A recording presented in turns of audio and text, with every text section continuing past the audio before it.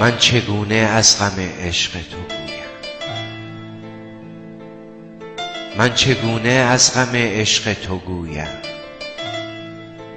من چگونه گویم این درد نهان؟ من چگونه گویم این درد نهان؟ درد عشق معنای مرگ، مسلخ پاییز و برگ، قصه عشق و حقیقت، قصه گل و تگرگ، قصه عشق و حقیقت، قصه گل و تگرگ.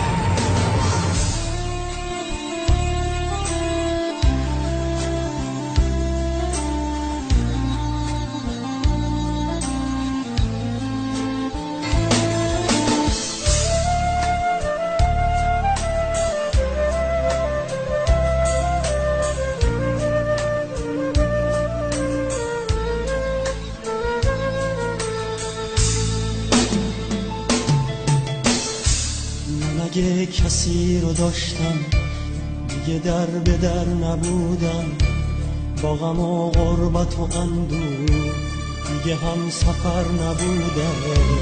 اگه زخم نخورده بودم تو رو باور نمی کردم، توی این حصار پردم با غمت سر نمی کردم. من اگه کسی رو داشتم دیگه در به در نبودم، با غم و غربت و اندوه دیگه هم سفر نبودم. اگه زخم نخورده بودم تو رو باور نمی کردم، توی این حصار پردم با غمت سر نمی کردم.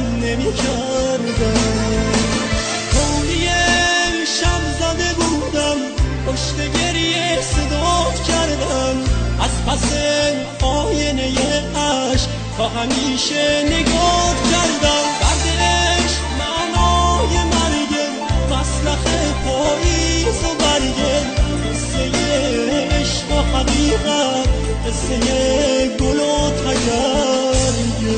من اگر کسی رو داشتم دیگه در به در نبودم، با غم و غربت و اندوه دیگه هم سفر نبودم. اگه زخم نخورده بودم تو رو باور نمی کردم، توی این حصار غربت با غمت سر نمی کردم. عمری شب زده بودم،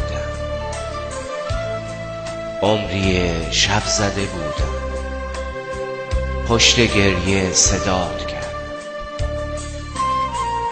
از پس آینه عشق تا همیشه نگاه کردم. آخه دردم درد تو بود، درد دور از من و ما بود، شکل تنهایی و غربت سرنوشت آدما بود.